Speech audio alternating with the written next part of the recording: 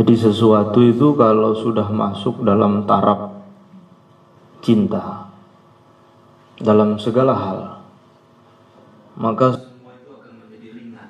Kerjaan kalau kita cintai, maka akan jadi ringan. Semua amal-amal yang berat itu kalau sudah tarafnya sampai tingkatan cinta, maka akan jadi ringan.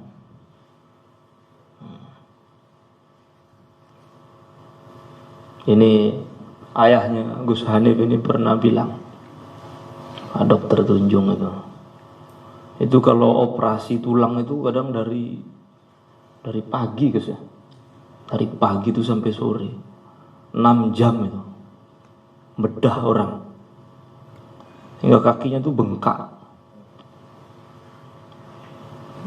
Beliau itu pernah bilang, pekerjaan itu kalau sudah jadi hobi dan cinta, maka lelah itu hilang.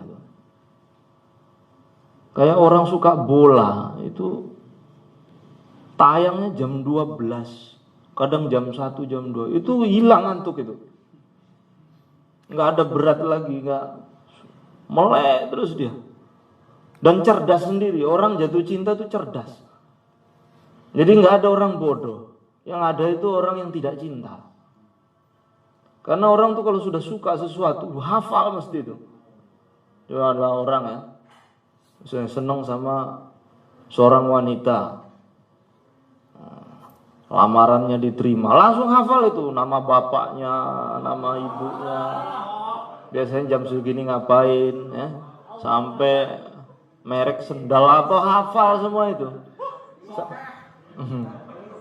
Lah seandainya hafalannya itu dirubah menjadi hadis, itu jadi muhadis itu. Cuman di hadis dia enggak begitu perhatian. Jadi enggak ada orang bodoh, yang ada itu hanya orang yang enggak cinta, kurang cinta. Orang tuh kalau sudah cinta sesuatu cerdas sendiri. Dan enggak ada sudah pikirannya itu akan terarah ke sana, semua sudah kiblat pikirannya itu ke orang yang dia cintai. Nah orang kayak begini nggak bisa dikasih tahu, nggak bisa dikasih tahu. Mahattanin nusha, lakin lastu asma'uhu. Setulus mungkin engkau menasihatiku, lakin lastu asma'uhu. Aku nggak dengar saya. Innal muhibba, sesungguhnya orang yang jatuh cinta, anil uzali, atas orang-orang yang mencelanya, fi somami, budek, ya, tuli, nggak bisa dengar. Walau kangkang sakne awakmu. Justru aku sing sakne awakmu. Nggak bisa dinasihati. Nggak bisa dinasihati. Kemudian setelahnya beliau menggambarkan di sini, inni tahamtu nasihah syaibi fi adlin. Sesungguhnya aku ittahamtu, tidak percaya, nasihah syaibi, nasihatnya uban, fi azalin, dalam mencelaku. Wasyaibu, padahal uban, abadu, sangat jauh, fi nushin, dalam menasehati, anit tuhami, untuk tidak dipercayai. Maksudnya begini, jadi hidup kita ini kalau sudah menua nanti tumbuh uban, ya, kayak Pak Wah itu banyak ubannya. Nah uban itu Allah kirim sebenarnya untuk menasehati hambanya, kamu ini nggak akan lama lagi di dunia. Jadi setiap uban yang dikirim oleh Allah datang di rambut kita ini adalah para penasehat yang Allah kirim supaya kita sadar kita sebentar lagi berangkat ke akhirat. Dunia ini tidak lama lagi, kamu sudah menua. Maka orang yang jatuh cinta ini mengatakan, dengan nasihat uban yang di kepalaku, seakan-akan dia mengatakan, sudahlah, sampai kapan kamu jatuh cinta, sudah tua ini. Lihat ini rambut sudah putih. Itu loh saya nggak percaya sama nasihatnya. Apalagi cuma kamu. Uban saya saja yang menasihati saya, kamu sudah tua, ini waktunya persiapan, ini sudah mau mati. Itu saya nggak percaya. Padahal wasyaibu, padahal ubanku, abadu, sangat jauh untuk tidak dipercaya, fi nushin, dalam menasihati. Jadi kalau uban itu memberi nasihat kan tidak ada kepentingan, ya. Kalau orang lain memberi nasihat mungkin punya kepentingan, tapi kalau uban sudah memberi nasihat tidak punya kepentingan, apa kepentingan uban menasihati kita bahwasanya kita ini sudah tua, waktunya persiapan ke akhirat? Berarti maksudnya uban saya saja saya nggak percaya ketika menasihati saya dalam cintaku ini, apalagi cuma kamu. Gitu maksudnya. Jadi cinta itu kalau sudah masuk ke hati udah nggak kenal umur.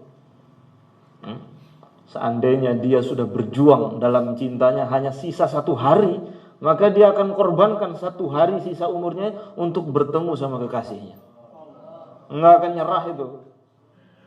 Itu sudah ceritanya cinta. Maka jangan macam-macam urusan yang satu ini, ya. Jangan usil, ya. Cinta yang hak itu adalah cinta dalam kebenaran yang mutlak. Apa itu cinta dalam kebenaran yang mutlak? Cinta kepada Allah dan Rasulnya. Udah itu aja. Kalau cinta kepada makhluk ini ujung-ujungnya nyesel dan ujung-ujungnya kecewa. Dan anehnya orang yang kecewa dengan cinta kepada makhluk ini nggak kapok-kapok gitu loh. Udah selalu dikecewakan, pancet aja, nggak kapok-kapok. Nah sekarang saya mau tanya, jatuh cinta itu usaha atau datang begitu saja? Nah kata para ulama, cinta itu tidak dianggap berdosa. Jadi orang yang jatuh cinta itu nggak bisa dicela. Goblok, makanya udah senang goblok akhirnya ini nggak bisa digoblok-goblokin. Karena dia nggak mau juga seperti itu. Dia nggak mau seperti itu. Nah cinta yang seperti ini itu tidak bisa dicela dan kadang datangnya itu tanpa sebab, tanpa nggak tahu begitu. Misalnya contoh antum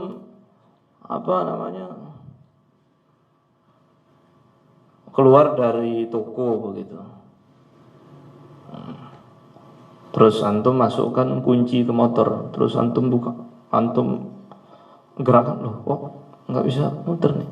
Tiba-tiba dari belakang ada perempuan, mas motornya salah, yang di samping.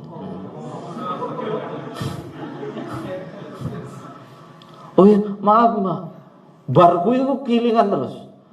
Nyapot tuh aku ki.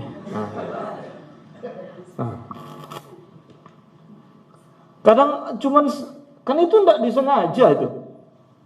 Enggak cuman berlalu begitu saja. Tapi kok teringat terus gitu. Nah, yang begini enggak dosa ini. Selagi dia tidak tidak lampiaskan tuntutannya itu dengan cara bermaksiat kepada Allah. Kalau mati dia menahan cintanya itu dihitung mati syahid. Dihitung mati syahid. Kadang halnya sepele, misalnya awak mau numpak motor, tiba-tiba ada yang nyata, mas, ini apa?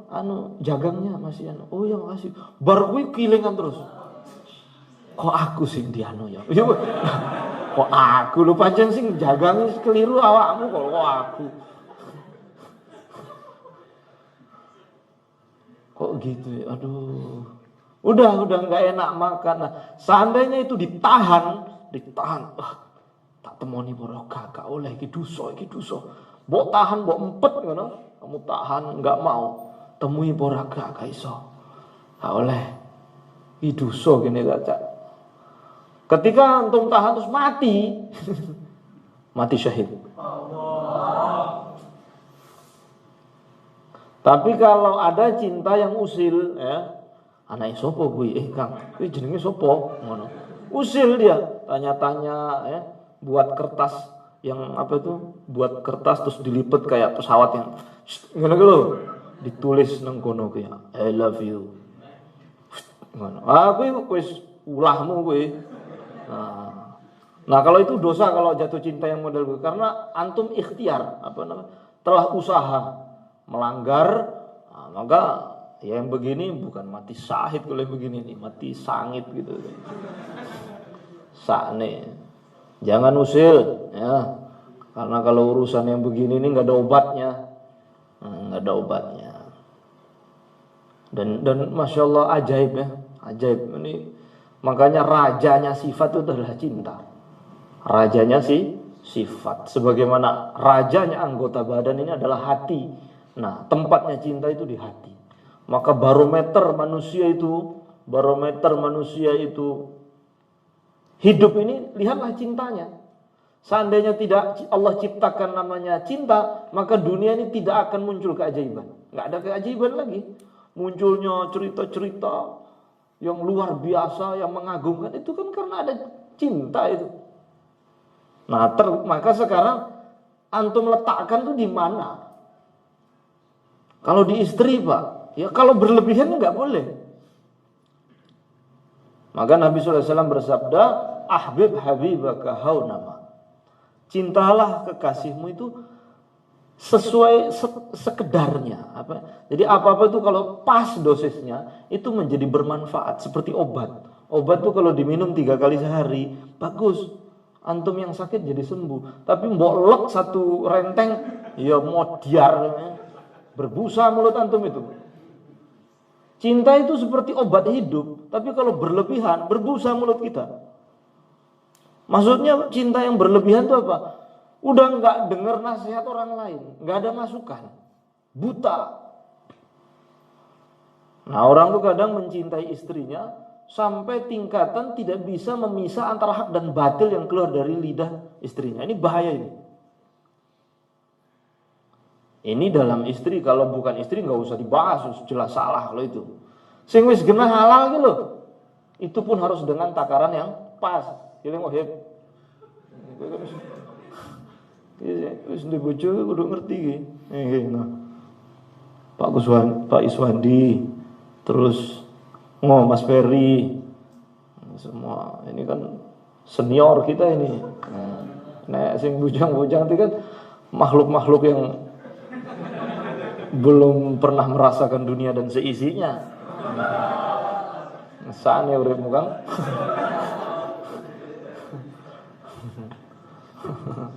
Cara balap kuwi urung tau nikung. Kalau saya, Mas Heru, Gus Nif ini sudah nikung-nikung itu. Wallahu a'lam bishawab wa ilaihil ma'ab.